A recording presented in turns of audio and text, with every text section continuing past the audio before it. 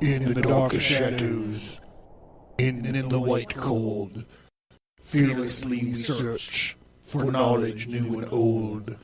We drink the strong spirits and read ancient tomes, the order of the Abercast. We are the brave and bold.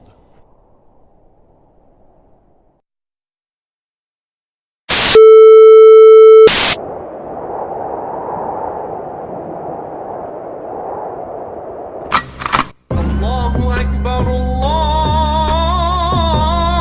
Akbar.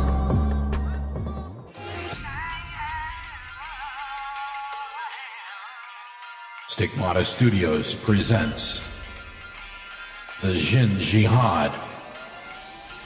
The Jinn Jihad kicks your face with myths, mysteries, epic battles, suicide bombers, quirky characters, and divine power armor. In this epic graphic novel, the warrior archangels descend on a city in chaos. It's all-out war. The non-standard assembly battles an ancient terrorist organization and their ultimate weapon, a corrected, magically enhanced, unstoppable monster, the Jinn. This graphic novel is a wild ride. It's one part distant Arab myth, one part Old Testament angelic vengeance, and one part unique heroic tough guys. Available on Amazon. Get more info on the Jinn Jihad and other titles at stigmatastudios.com. The nephew of Marsile, Alaroth by name, rides first in advance of the army. As he rides, he says evil words for a Frenchman. Ye felon French, today you shall joust with us, and the one who should have protected you has betrayed you. And the king was mad to leave you behind in these passes. Today sweet France will lose her reputation, and Charlemagne will lose the right arm from his body. When Roland heard this, God, how angry he was. He spurs his horse and puts it to the gallop, and he strikes at the heathen to the utmost of his force. He breaks his shield and tears open his hauberk. He cuts open his breast and breaks all his bones and cleaves him to the spine. He makes an exit for the soul with his lance. He has driven it in deeply and made the heathen's body totter in the length of his haft. He has hurled him dead from his horse. He has broken his neck in two halves, but he cannot refrain from speaking to him. Begone, son of a slave. Charles is by no means mad, nor did he tolerate treason. He acted like a brave man when he left us at the passes. Sweet France will not lose her reputation today. Strike, Frenchmen. The first blow is ours. The right is on our side, and these felons are in the wrong.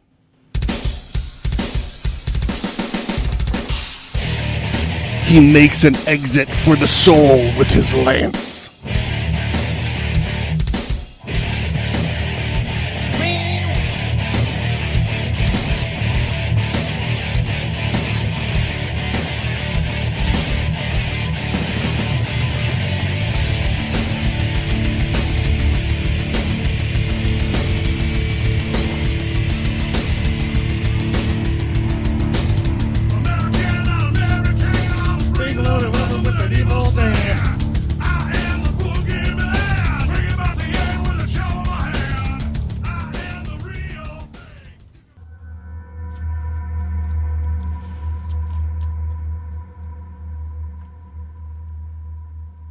The Abercast. Abercast. Occult. History. Conspiracy. You know what you guys are in violence.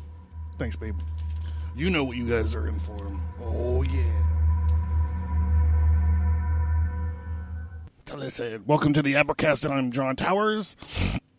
I'm bringing along some high energy tonight because I've been really looking forward to this episode. Please support the show. I know when you guys tune in, it's just like, hey, I'm going to listen to this idiot talk to himself for an hour. But you guys don't understand like how much time I take away from the comics to do this. This research and stuff takes a long time. Besides all the research, it really is just listening to me, an idiot, talking to himself for like an hour. So you can support the show. You go to iTunes, rate and review. I love that. I'm waiting for someone to pop that cherry. So you guys, I know there's plenty of you out there. Just go ahead and do it. Come on. Keep your eye out. Other ways you can do it. Word of mouth. You can just tell your friend about it. You know, if you have somebody that likes Game of Thrones or something, like sword fights. We're going to get in a lot of sword fights tonight. There you go. Keep your eye out for Revenge in a Saloon Called Hell. It's like my upcoming comic. It's an homage to spaghetti western. The idea is there's a guy who thinks he's been wronged by this archangel and this demon lord, so he figures out a way to get to hell to have a word with him. You know, he doesn't really want to sit down and talk to him. When I say a word with him, I mean it, you know, like how, you know, back in the day when men were men, you know, care to step outside, this kind of business. So that'll be hitting sometime soon. Feeds of the Flesh, Dave Fairhead and Nelson Pyles were on last episode, and we did get to talk a little bit about the Fiends of the Flesh. It's an anthology that Dave put together, and it had all three of us in it, so we got to bullshit about that. And if you buy a copy and take a picture of it and send it to Nelson, he'll send you a free pony. There's those free ponies everybody's talking about. I've really been looking forward to this episode, guys. So we're just gonna. Oh fuck! Hold on. I also want to give a shout out to Justin Rimmel. He's over there at the Mysterious Circumstances podcast. While I was away out of town, like a little vacay, he started following me on Instagram, and I'm like, well, this looks like a cool podcast or whatever. So I listened to it, and it was a cool podcast. And it's rare because it's a cool podcast, and it's just a guy sitting around talking to himself. So I've made a powerful ally, another dark Jedi. So go check out Mysterious Circumstances. Say hi to Justin for me. Tell him we're looking for a little project. We're gonna do a little crossover or something. So yeah. Okay, so this is what I want you guys to do. I want you to mix up your Jin Jihad.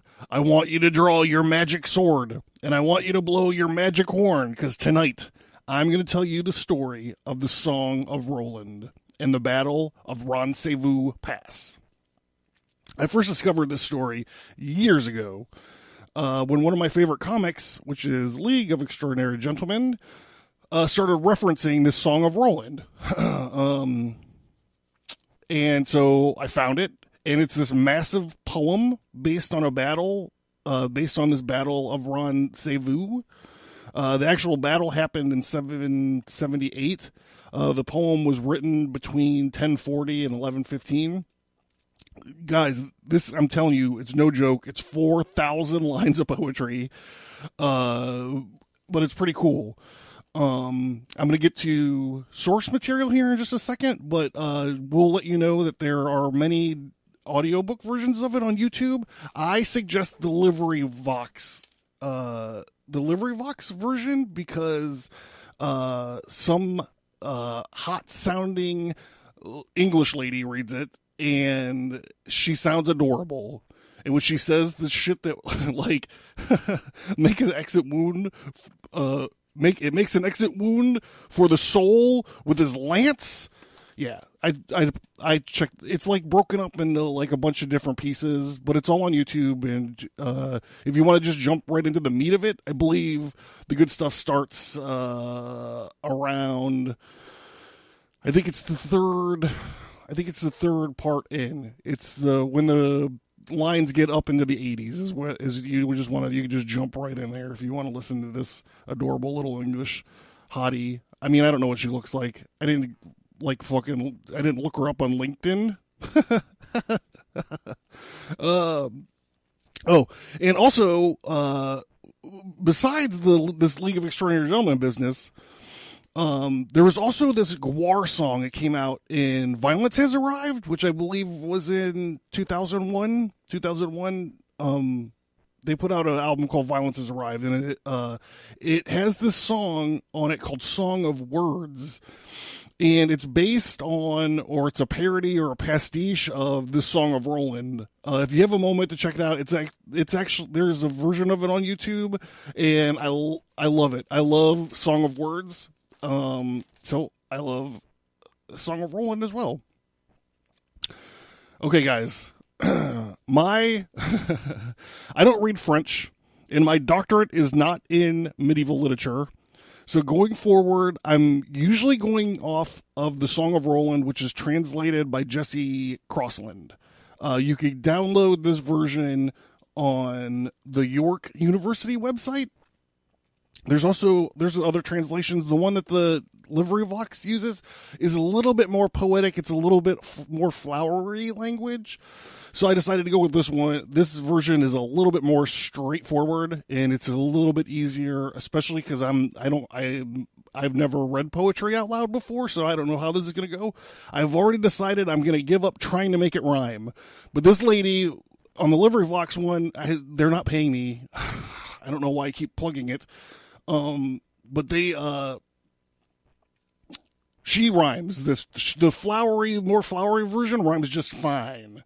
So if you're interested in that, like, I don't even know what the fuck I'm talking about. What do I want to do? I want it to be a gangster rap? I don't know.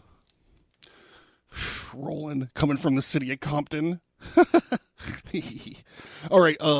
So I'm using this York University one and this other one that I found. And there might be some slight variation between the text, whichever translation I'm reading from, but I'm going to try to smooth over these bumps on the fly while I'm recording. One of the things that you'll notice is the usage of Charles versus Charlemagne all the time. You find that in both. It's interchangeable, whatever. So, okay, without further ado, let's get into this fucking thing already, everybody. And remember, support the show. Support the show, because I'm about to do a lot of fucking heavy lifting to get you guys through your goddamn days. I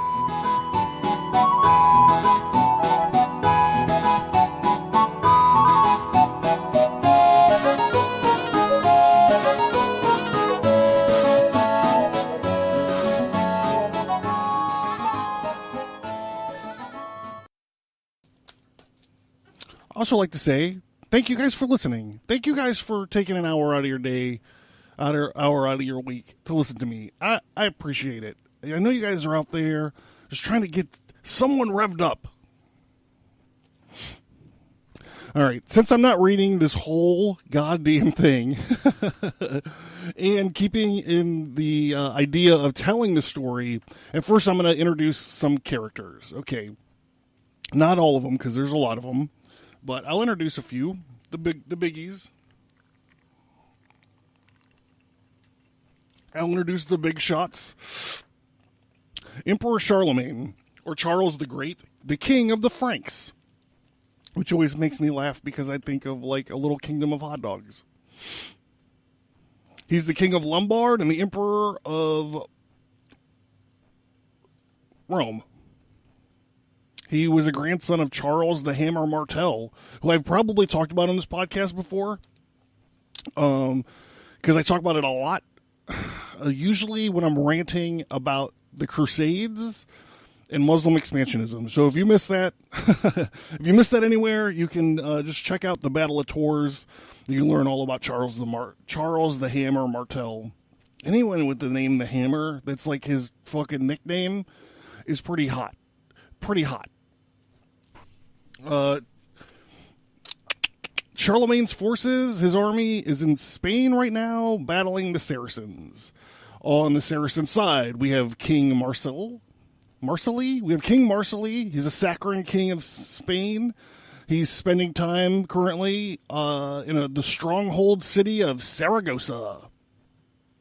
Then we have this guy named Ganelin, who is a knight baron count. He's actually Roland's stepfather as well. There's also Turpin, the Archbishop of Reims. In the story, he represents the force of the church. There's Oliver, He's a knight. He's Roland's best friend. He represents wisdom. He has golden spurs, and he has a sword named Halticlair, which had a hilt of gold and a pommel of crystal. And then there's the man, Roland. He represents valor. He rides Valentif, who's his horse, his charger. He's got a magic horn called Oliphant, and he has a magic sword called Durandal, which is actually a reliquary. This Durandal has a tooth of St. Peter in the hilt, the blood of St. Basil, the hair of St. Denis, and a piece of cloth worn by the Virgin Mary. He was given this sword by his uncle Charlemagne when he was made the chief paladin. Charlemagne got the sword from the Archangel Gabriel, which this Archangel Gabriel figures heavily into my comic books. Not to beat you guys over the head with this stuff, but the connections are there. She appears in at least 3 of the graphic novels. The 3 graphic novels, the Abercast, or the Heart of Abercax, the Djinn Jihad, and the Ages. Yeah, she's actually in all of them. She's a pretty big baller. Okay, I know you're like, it's an angel. Why are you calling her she? It's the whole fucking thing. Get the books. All right. That's a Joe Pesci moment. All right, there are a lot of characters, but these are the ones that we need to front load. What else? A Saracen. A Saracen started out as a name for an Arab desert dweller in the Roman province of Arabia. Over time, it was eventually used as a term for Muslims. I don't see anything saying that's a derogatory term. It's just one of these terms that meant something specific, and it wound up meaning a generalization. So if for some reason I'm wrong about this, and it is like the N-word or something like that, I'm sorry. However, it is in the text, and I'm politically incorrect anyways. So if you're twisted up over that, go fuck yourself. Saracens are Muslims. Okay, so now we're gonna get into the story. We're actually gonna get into it. We're gonna get deep. How deep? Balls deep.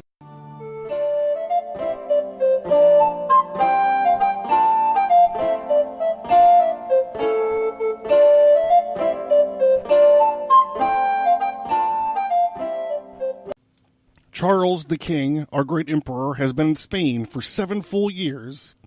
He has conquered all the upland right down to the seashore, and not a castle can stand before him. Neither wall nor city remains to be destroyed except for Saragossa, which is built in a mountain. King Marsile rules Saragossa, and he does not love God. He worships Mohammed and calls upon Apollon. He has no protection against all the evil which is about to come upon him. King Marsile was in Saragossa, who has gone into an orchard beneath the shade and laid himself down on a slab of blue marble, and around him are more than 20,000 of his men. He calls his dukes and his counts to him.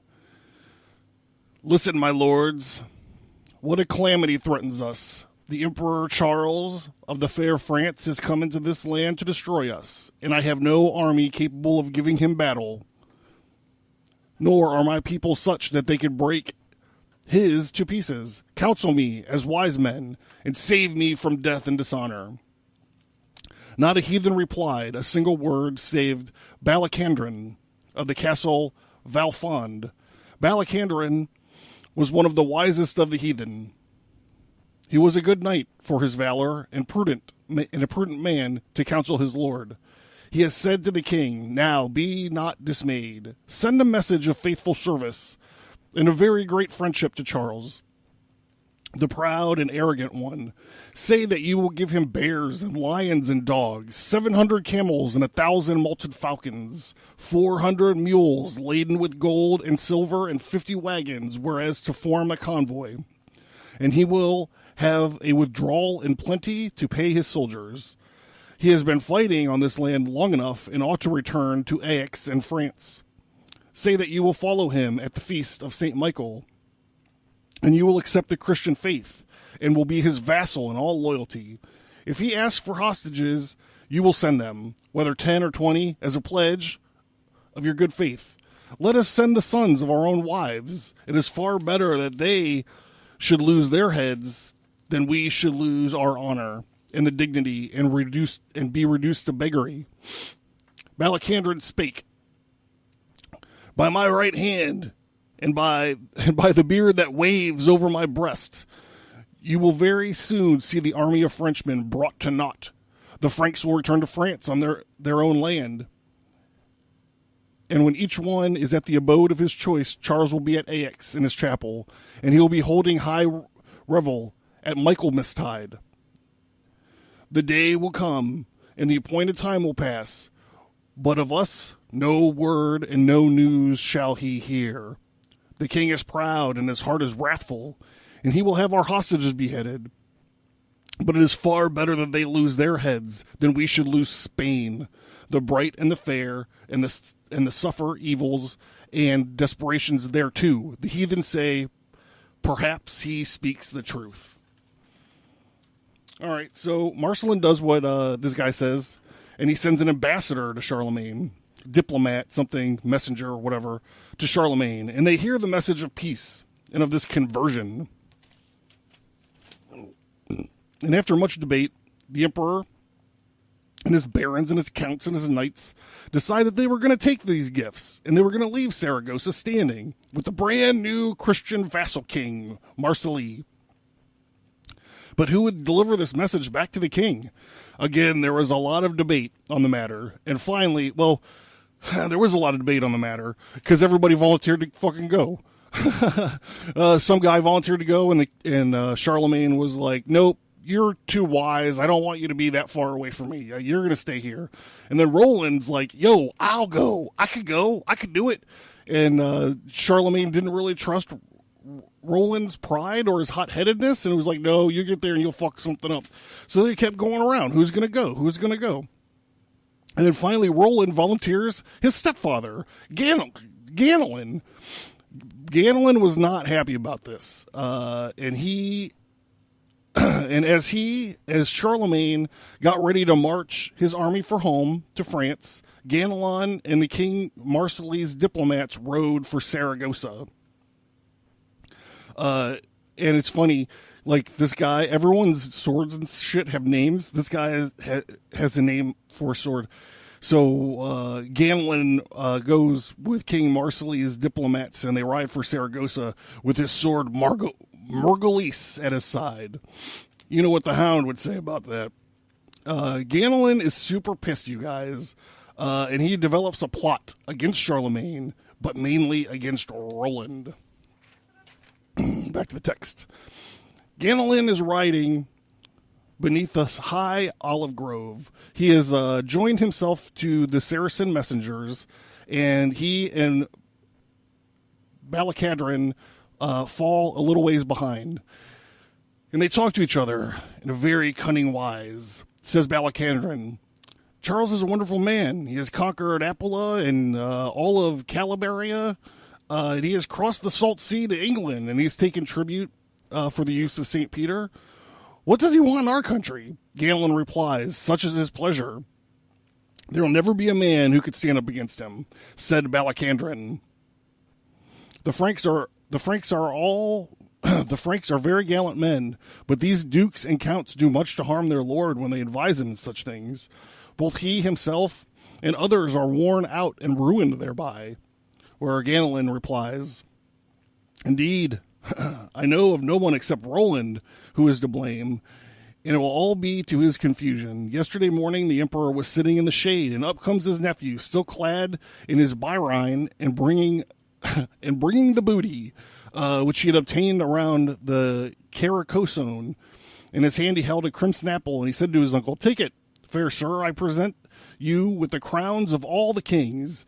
His own pride will bring him to naught, for he risks his life every day. If someone would only kill him, there would be universal peace. Said Balacandrin, what a bad man is this Roland. who wishes to defeat all nations and challenges all other lands. By what people does he hope to accomplish so much? Ganelin replies, by the French people. They love him so much that they will never fail him. He gives them so many gifts of gold and silver, mules and war horses, silk and cloth and armor. The emperor himself gets all that he wants from him, for he will conquer lands from here to the east. Gallican and Balacandrin rode along together until they had pledged their faith to each other that they would do their utmost to kill Roland. So Ganelin finally gets to meet this King Marsile in Saragossa, and they have an interesting conversation. Then said Marsile, Ganelin, know for certain that it is in my mind to show you great friendship. I wish to hear you speak of Charlemagne. He's very old and has completed his allotted span, for I know that he is more than 200 years old, and he had sojourned in so many lands. He has received so many blows upon his buckler. He has reduced so many powerful kings to beggary. When will he be tired of carrying out this warfare? And Ganelin replies, Charles is not such as you imagine. There is no man who sees him and can recognize him, but he must admit that the emperor is a warrior. However much I may describe him and praise him to you, I cannot do justice to his honor and his munfiance. Who could recount his great worth? God has glorified him with such nobility that he would rather die than desert his barons. Then said the heathen, I am much surprised concerning Charlemagne, and I may well be, for he is old and hoary. To my knowledge, he is more than 200 years old. He has spent himself in so many lands, and he has received so many blows from lance and spear, that he has reduced so many rich kings to beggary. Then when will he be tired of waging warfare? Never, replied Ganelin, as long as his nephew is alive. For there is not such a vassal under the vault of heaven exceedingly valiant to his comrade Oliver and the 12 peers, also whom Charles loves so dearly, and who form the vanguard of his 20,000 knights. Charles is safe, for he has no one to fear. Spake the Saracen. I am much surprised concerning Charlemagne, who is white and hoary. To my knowledge, he is more than 200 years old. And he has been a conqueror in so many lands, and he has received so many blows from good sharp-edged lances. He has slain so many strong kings and conquered them in battle. When will he be tired of waging this warfare? Never, replied Ganelin, as long as Roland lives. For there is not such a vassal from here to the east, exceedingly valiant too, as Oliver, his companion, and their 12 peers, whom Charles loves so dearly, and who form the vanguard with 20,000 Franks. Charles is safe, for he fears no man alive. Fair Sir Ganelin, said King Marsile, my people are such that you will never see a nobler race. I could put 400,000 knights into the field. I could fight against Charles and the Frenchmen. Ganelin replies, you have no chance this time. You'd lose a great many of your heathen. Put aside your foolish counsel and cleave to wisdom. Give the emperor such great gifts that there will not be a Frenchman who does not marvel at them. By reason of 20 hostages who you will send to him, the king will return to fair France, but he will leave his rear guard behind him, and Count Roland, his nephew, will be in it. Of this I am certain. And Oliver the brave and courteous, the counts are dead men. If my words are believed, and Charles will see the fall of his great pride, lie will never wish to fight against you any more. Fair Sir Ganelin, how could I destroy Roland? I can easily tell you that. Ganelin replied. The king will be at the major passes of Caesar. He will have left behind him his rear guard which is his nephew, the powerful Roland and Oliver, in whom he has so much faith. They have 20,000 Franks in their company. Now, do you send 100,000 of your heathen and let these engage them first in battle? And the men of France will be wounded and harassed. And of yours too, for I must not hide that fact. There will be a great slaughter. Then you will attack him a second time in the same way, and Roland will not escape in whichever battle he perish. Then you will have accomplished a noble piece of knighthood, and you will have no more war in all your life. If anyone could compass Roland's death, Charles would lose the right arm from his body, and the marvelous armies would cease to exist. Charles would never get together so large a force again, and the land of the ancients would rest in peace. When Marsile heard this, he kissed him on the neck, and straightway began to have his treasures brought out.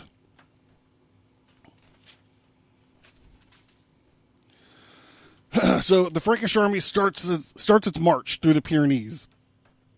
Charlemagne at its head, at the rear guard, the heroic Roland and his best friend Oliver, and his best friend Oliver, the Archbishop of Reims, his name is Turpin, and a group of knights called the 12 Peers.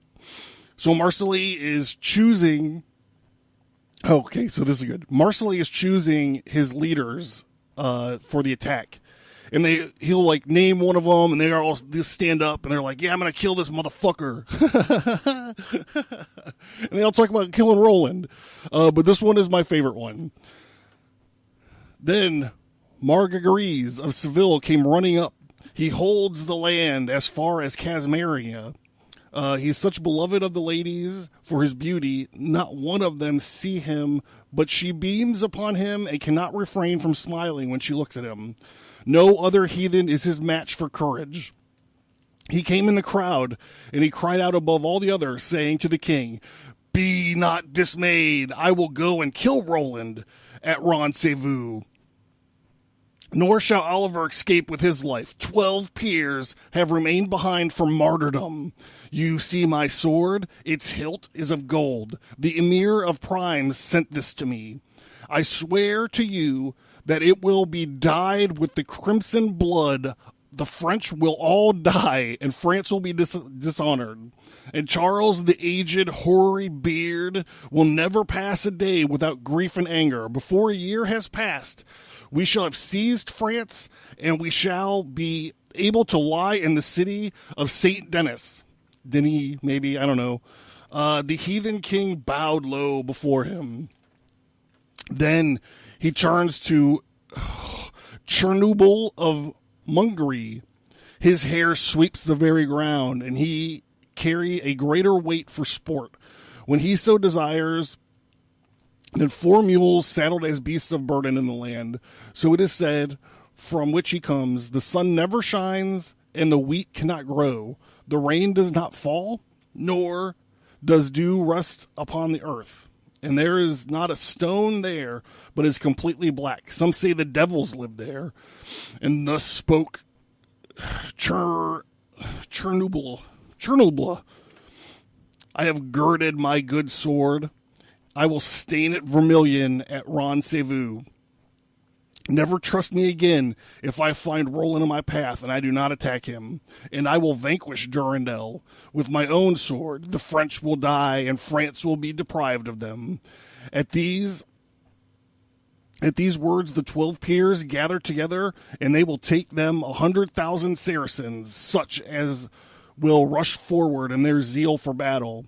They go, arm themselves beneath the pine grove. The heathen arm themselves with their Saracen hauberks. Most of them triple thickness. A hauberk is a chainmail shirt. Okay, so hauberk, most of which are triple thickness. They lace their good helmets of Saragossa, and gird their swords of Viennese steel. They have noble shields and Valsinian lances. Their battle standards of white and blue and red. They leave their mules and their palfreys. They mount their battle steeds and ride in serried ranks. The day was fair, and the sun shone brightly, and they have not a piece of armor that does not reflect its rays. 1,000 trumpets sound to make the scene yet more beautiful, and the noise is great. The Frenchmen hear it, said Oliver. Sir, comrade, I feel sure that we shall have a battle with the Saracens. Roland replies, and may God grant it. For one's lord ought to suffer hardship and endure both great heat and great cold, and lose one's skin and one's hair. Now let each see that he strikes a hard blow, and the evil song never sung about us. The heathens are in the wrong, and the Christians are in the right. Never shall bad example come from me. So the rear guard is looking out in the grassy valley, and Oliver sees this heathen horde approaching. Oliver understands what he is seeing. Remember, Oliver represents wisdom. I have seen the heathen. Never has any man on earth ever seen a greater number of them. And there are 100,000s of them in front of us. So Oliver's starting to freak out a little bit. We're going to catch up with him in a minute. I need to take a quick...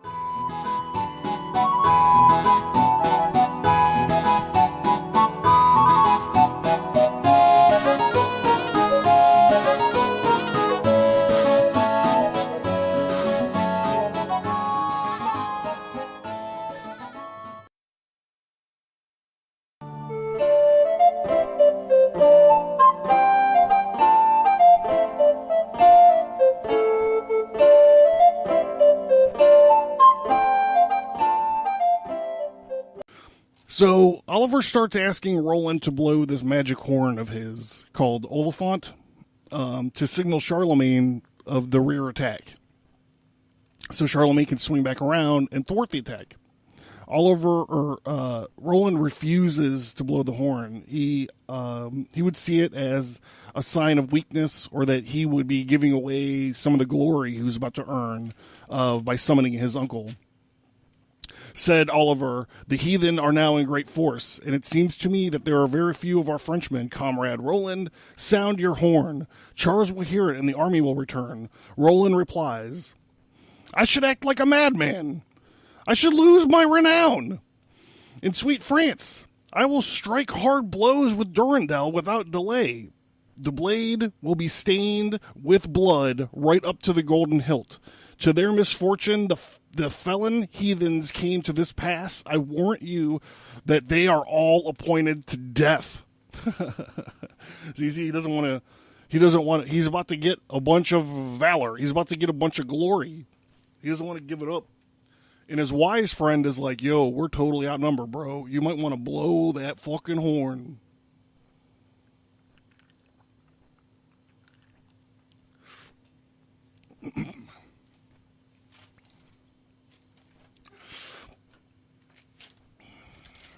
Okay, so Roland is valiant and Oliver is wise. Both of them have marvelous courage. These guys are getting ready to get it on. The poem checks in with Turpin, the Archbishop, who's also getting ready, because now they are there. This Saracen army, who's wildly outnumbers them, is bearing down on them. The king is now too far away. Even if Roland would blow Oliphant, it wouldn't make any difference at all. Shit is about to get real. The Archbishop is blessing and absolving the troops of their sins. Roland, Oliver, and the 12 peers are figuring out that this is all Ganelon's doing. And as they're watching this frenzied army race towards them. So this is the way the poem goes for a while. Is it introduces or reintroduces all these guys that said that they were going to kill Roland, and it shows what happens to them as they try to do their sworn duty.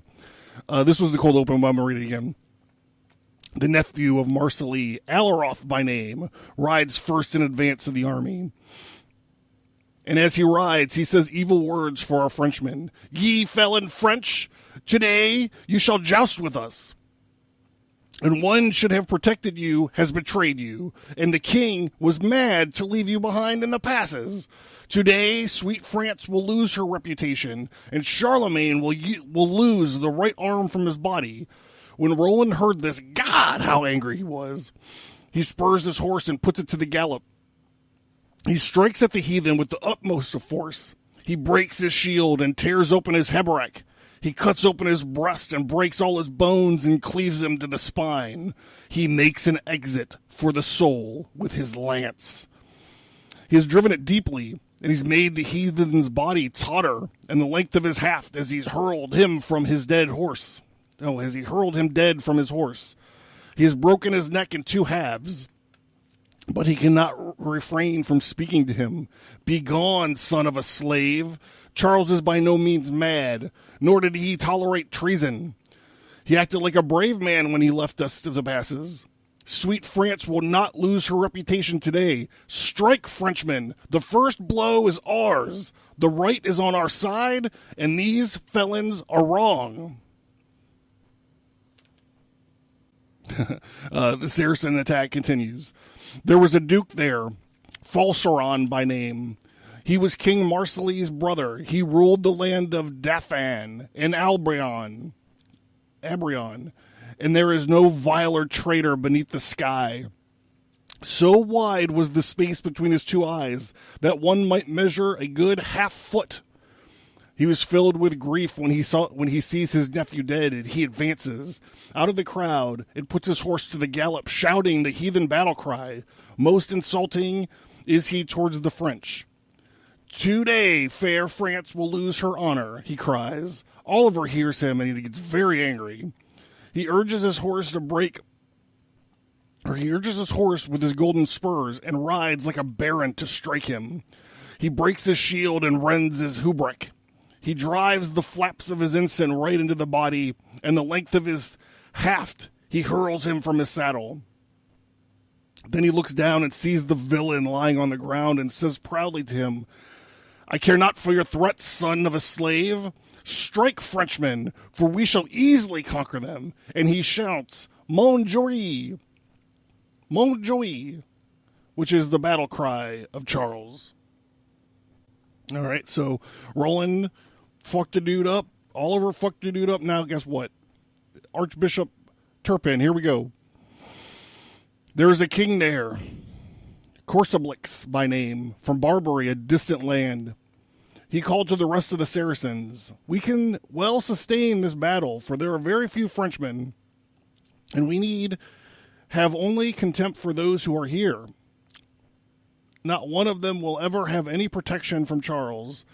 This day on which they must die, Archbishop Turpin heard him distinctly. And there is no man beneath the sky for whom his hatred could be greater. He pricks his horse with his spurs of fine gold, and rides to strike him with all his force. He breaks his shield and tears his hauberk to pieces, and drives his great lance right through his body.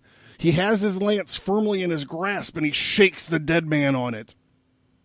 Then the length of his haft, and he hurls him onto the path. And he looks down and sees the felon lying on the ground.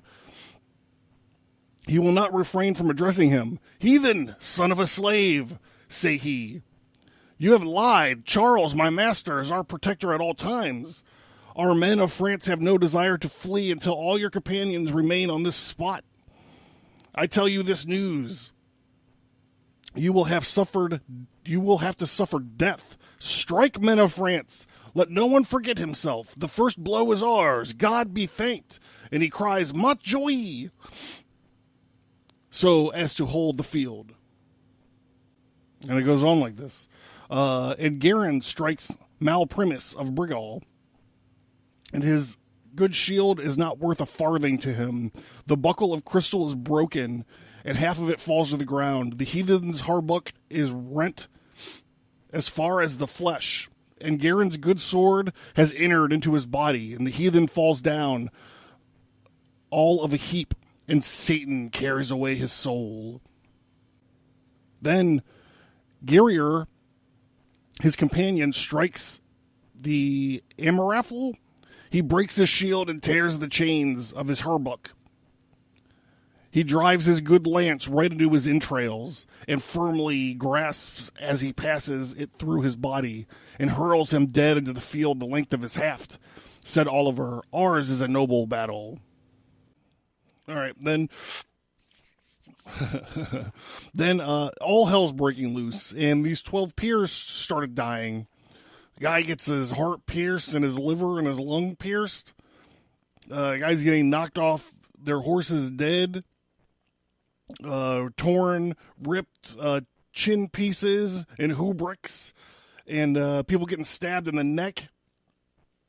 A guy gets a sharp-edged lance into his body, and he's getting hurled lifeless from his swift steed. So there's two of these 12 peers left. There's Margrees as a valiant knight, and Chernobyl, this Chernobyl guy. Yeah. So guys are off their horses. Their shields are dinged up. Most of them have used their spears at this point in time. Their lances and their spears have been broken or rendered. Count Roland rides through the field, and he holds Durandal, which carves and cuts so well, and he brings great destruction upon the Saracens. If only you could have seen him heaping the dead upon one another, and the bright blood laying all over the ground. His hauberk is covered with blood in both of his arms and his neck and his shoulders of his good horse. Oliver, too, is not behind in the attack, nor can the 12 peers be blamed for that. And the whole French army fights and struggles. Many heathen are slain and others faint, so that the Archbishop says, "May God reward our barons." And he cries, "Montgerie!" and the battle cry of Charles. Oliver, too, rides through the thick of the battle. His lance handle is broken. Only a fragment of it remains. But he rides against the heathen, Moulin by name. And he breaks his shield, which was adorned with gold and flowers, and he thrusts both his eyes out of his head so that his brain falls right out into the ground at his feet. And he has overthrown him, lifeless, with 700 more of his men. And he killed Turgis and Asturgios, and the handle of his lance broke and splintered right up to his hands. Then Roland said to him, "Comrade, what are you doing?"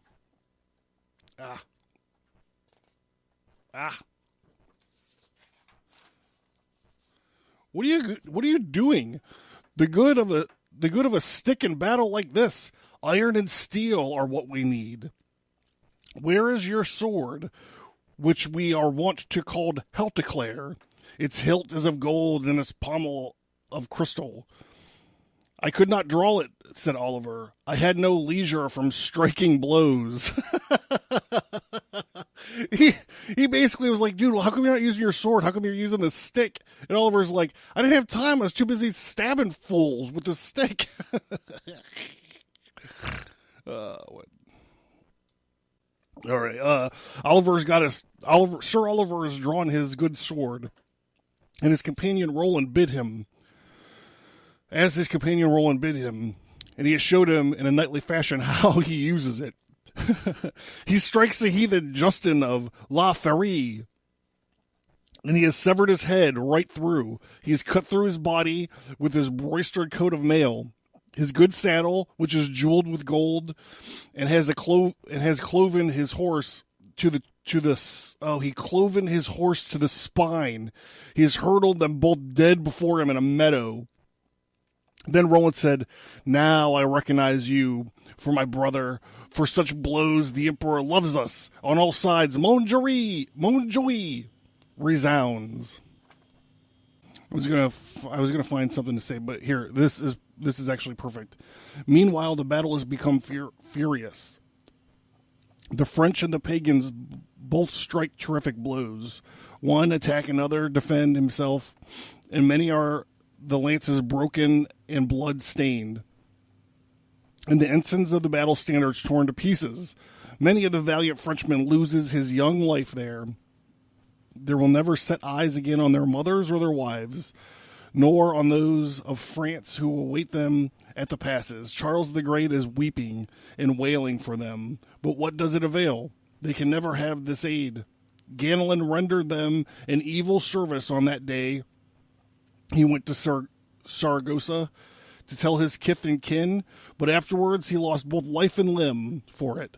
He was condemned to be hung in the court of justice at Aix. Both he and 30 of his kin with him, who never thought to lose their lives in such a manner. We're going to get to that. We're going to touch more on that in a little while. The battle is marvelous and grievous to be borne. Oliver and Roland both strike hard, and the Archbishop delivers more than 1,000 blows. And the 12 peers are not behind him. And the French all fight as one man. The pagans die by thousands and by hundreds. And he who does not flee has no protection from death, whether he wills or no. He must leave his life there. So this battle is ever shifting, is going forward and backwards. And actually, finally, King Marsile of Saragossa shows up and sees, how does it say? Where's it at?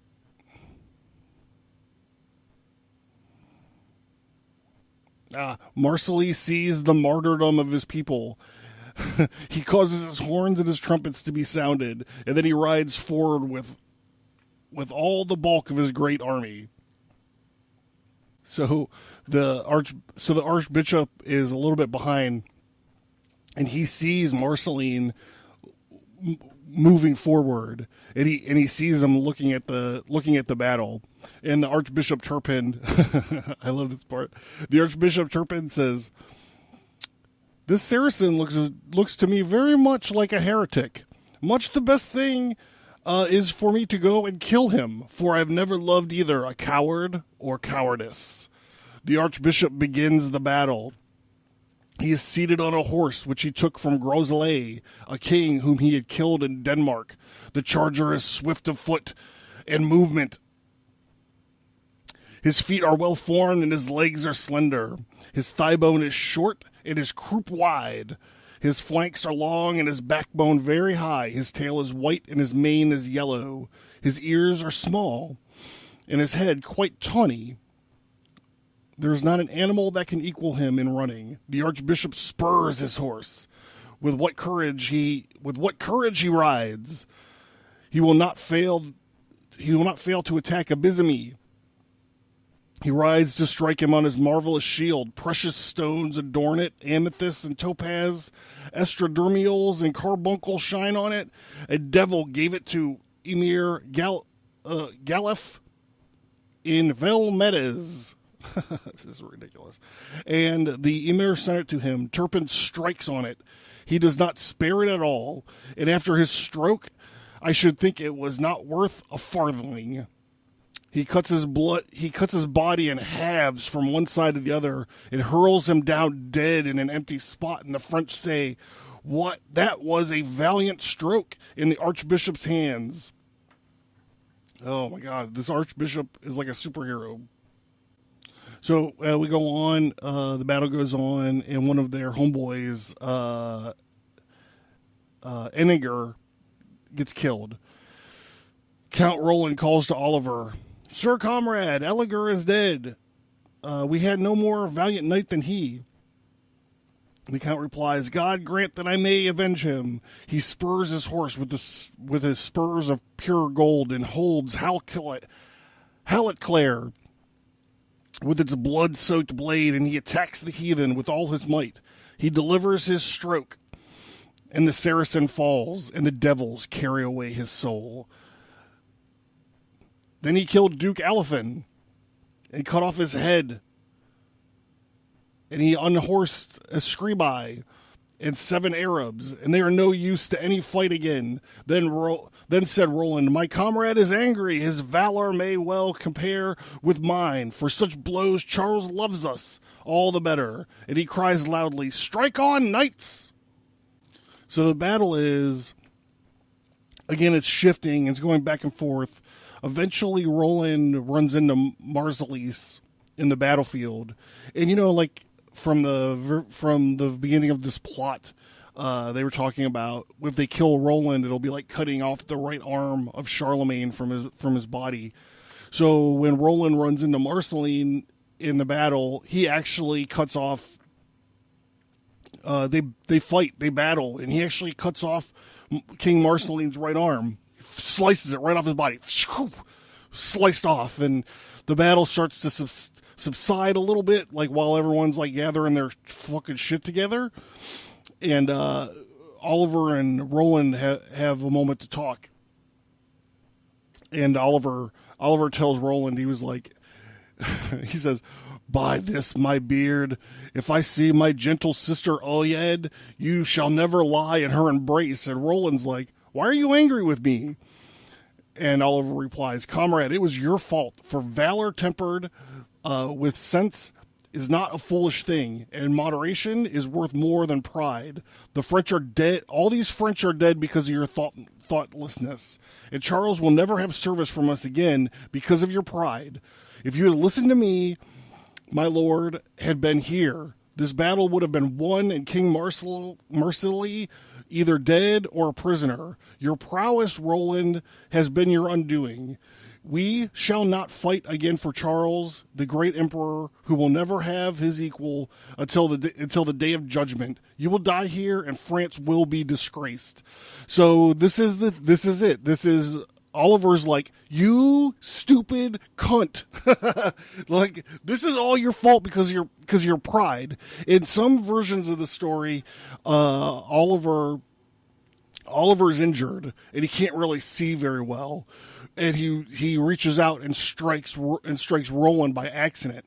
I choose to read it like, after reading what he just fucking said, I don't think it was an accident. I think he wanted to get at him. I think he was like, "Guard your neck, bro. Because of your shit, you killed all my bros." And he struck Roland, and Roland stumbles away from the battlefield because of this injury. I really gotta pee, guys. I gotta fucking piss so bad.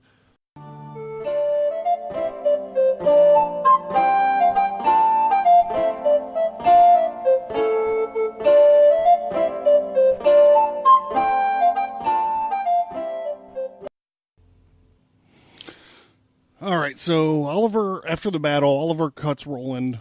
Roland's wounded, and he's actually very concerned about his sword. He's actually concerned about his sword. He was like, this sword is like an M16 in this situation. He's like, it's like a weapon of mass destruction. And he's like, "I've got to get the sword away from the Saracens. I don't want it to fall into any Saracen hands." So he's actually being kind of responsible. And I think he's actually kind of learned his lesson, because if anyone had found out that he was retreating for whatever reason, that seems like it would be a pretty big blow to his ego, and probably diminish like the amount of glory like he's carrying around. That's how I read it anyways. So he bolts, because he doesn't, like I said, he doesn't want the sword to get in any of these Saracen hands. And he's like laying there, and he's kind of like passed out, and this Saracen soldier was faking his death, like he wasn't really dead. So he gets up and he like wanders over to him, and he starts drawing the sword out of his sheath while Roland was passed out.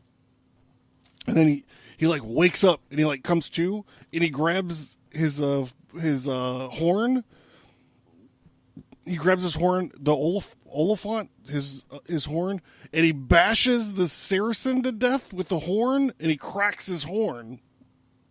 But he was able to get Durandal back. He's able to get his sword back. So he's like, "I gotta go somewhere else, to further withdraw myself from this situation, because I'm dying, and these guys are just wandering up, taking my sword." So he climbs this other hill, or this mountain, and it's weird because there's like 4 marble monoliths set up on the top of this hill. And he gets this idea, he's gonna destroy his sword. He's gonna break his sword.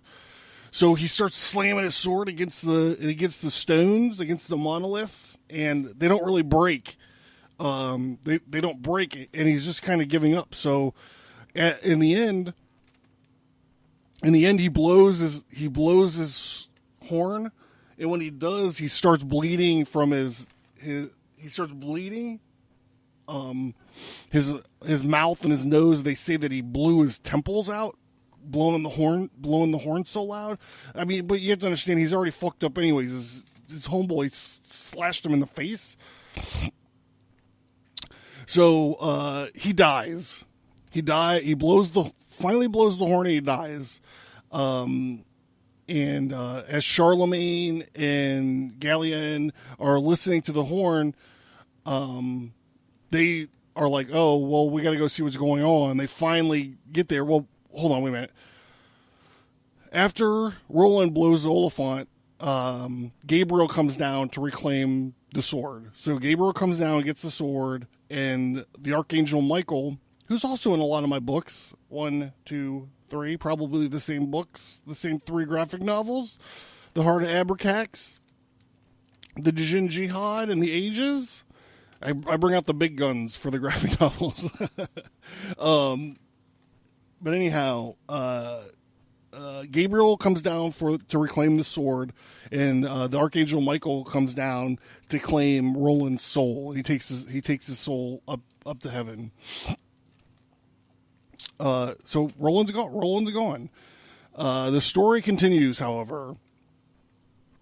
Charlemagne and the larger part of the army come back, and all they just see is their rear guard is just they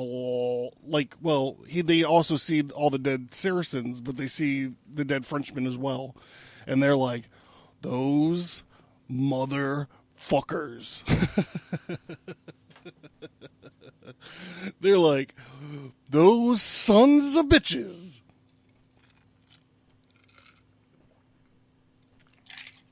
So at the same time, Charlemagne's actually also figuring out. Hold on for a second. Charlemagne's also figuring out that this Gallienne guy is the dude, Ganlin. He's also figuring out that Ganlin, he sees through the plot. He sees what happened. So he has Ganlin arrested. But that doesn't save the Saracens. That doesn't save Marceline, and it does not save Saragossa, because they push the Saracens. They drive the Saracens to the sea. They take the city. Not only do they take the city, Charlemagne actually takes the city and then converts Marceline's wife to Christianity. Eventually, they find themselves going back to France. They get to France, and they put Ganlin on trial. And there's a bunch of high drama that goes on with this. It's kind of like Games of Thrones-y, because they're like, well, we should do trial by combat, and then, like, whatever. Anyhow, the way that it turns out is Ganlin is found guilty of treason. Now, he's got this claim. He's got, like, this Twinkie defense, where he's like, no, it wasn't treason. It was straight up revenge on Roland. And that shit's legal. So it's not like it's treason. You guys can't hang me for this. And they're like, oh, you want to bet? Oh, you're right. They didn't hang him. They actually drew and quartered him. They tied each one of his arms and legs to a different horse. And then they whip these horses, and they rip this guy. Basically, they rip this guy in half, or they ripped his arms and his legs out. Anyways, it killed him. Now that's bad enough, but also they rounded up all the people that came to support him at his trial, and they hung those fucking people. 30 people hung. They foreshadow it in one of the passages I read from the poem. But yeah, in the end of the poem, they kill the people that came to support him in the trial too. So, 30 fucking people get hung. All right, let's see. That's about an hour 10. It's a little bit longer than that. A little bit longer than normal.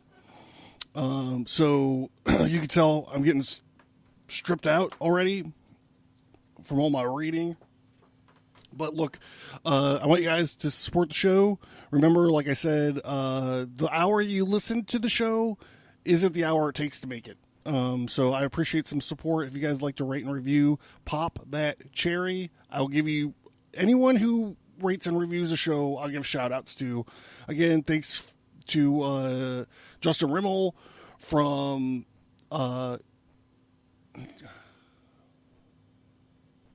Mysterious Circumstances. If you guys could see my notes, it's like a pile of notes right now because of all the reading I did. I couldn't get through there to refine that. Yeah. Mysterious Circumstances podcast. Thanks to him. Thanks to Dave and Nelson. Please support the show, guys. Share it with your friends. It's not that bad. Is it? Is it that bad? You think it's that bad? What else? Revenge in a Saloon Called Hell coming at you fast and furious. Then I got some. Once this thing drops, it's going to be like a chain reaction. A bunch of other stuff's going to drop fast. So looking forward to that and all this stuff. So thank you. And after I get wound up.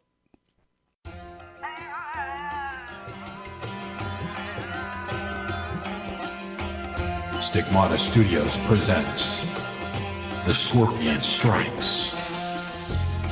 In this comic book, a terrorist called the Scorpion is transported to a secret CIA prison. He quickly turns the tables on the guards and administrators and releases the prisoners. A well-armed anarchist called Constituent Zero assembles a team and fights to take the prison back. The story is a dark political action thriller. The Scorpion's actions set the stage perfectly for the Jin Jihad. Available on Indie Planet.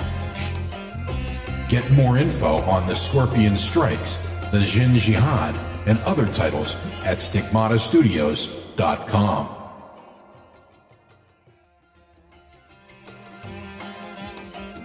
Stigmata Studios presents The Test of the Scorpion. In this comic book, while the Jin Jihad is raging on one side of the city, the terrorist called the Scorpion sets a secondary attack in motion as he obtains a small tactical nuclear bomb. A mysterious, ever-living warrior called Cyrus the Dead Guy steps forward to test the faith of the Scorpion and his lunatic followers. This is an action-adventure story. It's a bit of swashbuckler that wraps up the Jihad stories. Available on Indie Planet. Get more info on The Scorpion Strikes, the Jin Jihad, The Test of the Scorpion, and other titles at stigmatastudios.com. I get wound up doing the show and talk about the stories and stuff. So I've been playing one of my favorite indie bands, Soda Jerk. I've been playing them to decompress after the show. So here we go. We're going to do Acid Wash tonight. Soda Jerk, Acid Wash. I'm John Towers. This has been the Abercast. Stigmatastudios.com. Buy some books. That's the best way to support the show, by the way. I'm not trying to sell you no fucking blue aprons or fucking underpants or fucking bras or fucking mattresses. I'm not trying to sell you that shit. I'm just saying, if you like this subject matter, you might like one of the comics that I write and draw too. It's all the same shit. Let's go. Let's go. Yeah.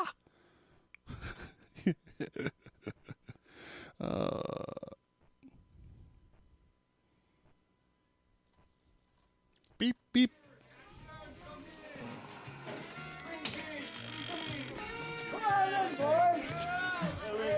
Oh, this is from Barfly by Charles Bukowski. This is by the movie. Mickey Rourke. I can't even stand. I drink like I'm in a rock and roll band. Drink like I was in a heavy metal band. But I didn't know that you. Well, I didn't know that you could be so mean. So never trust a girl who wears acid wash jeans. Boom, boom, boom. Bartender, won't you please pardon me? I'm stealing time alive while you're serving me my drinks. Please take me quickly so I may rest. My dark's getting My darker. dark's getting darker, color me depressed. Well, I can't keep kosher, can't even keep sober. So if you're gonna leave, you might as well. I want someone to drink with, or pass out and sleep with. I might as well date myself.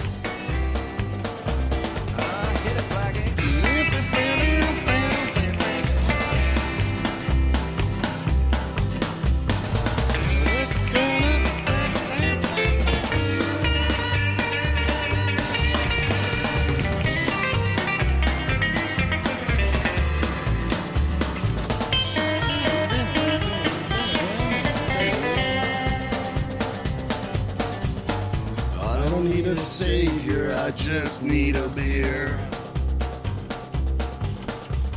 Cigarettes, a lighter, and you, my dear. I've always liked women, I guess that you have too. It's just my luck I'd fall in love with a girl like you. I can't keep kosher, can't even keep sober. And if you're gonna leave, you might as well. I want someone to drink with, to pass out and sleep with. I might as well date myself.